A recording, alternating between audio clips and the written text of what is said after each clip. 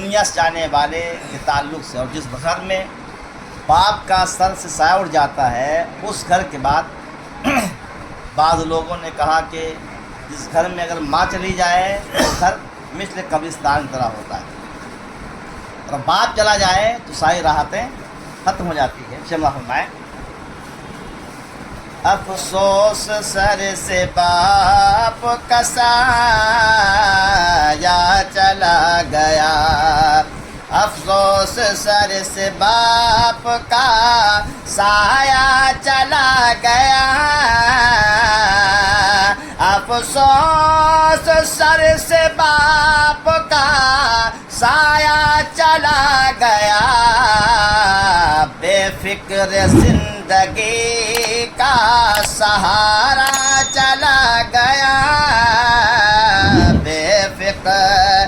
زندگی کا سہارا چلا گیا۔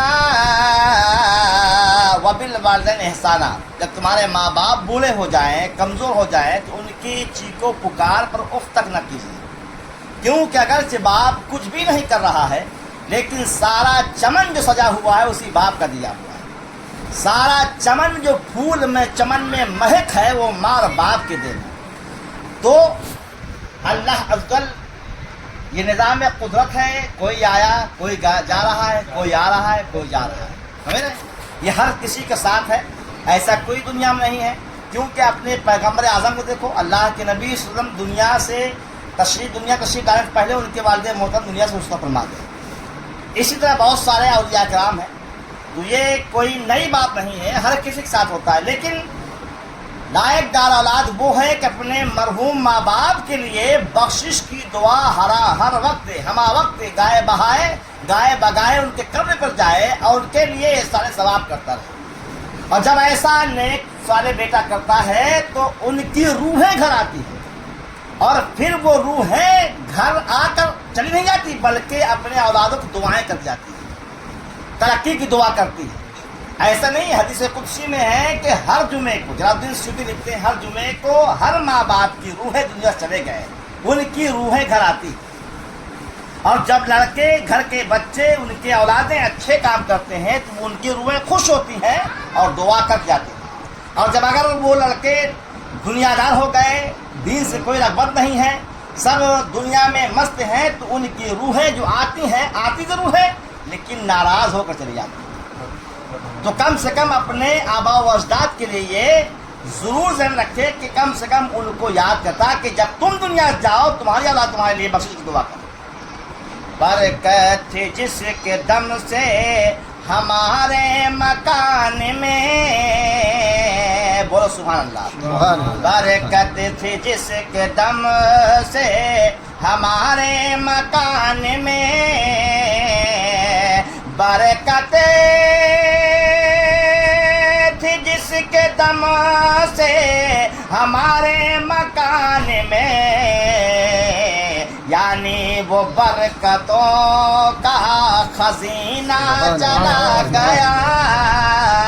یعنی وہ برکتوں کا خزینہ چلا گیا، بے فکر زندگی کا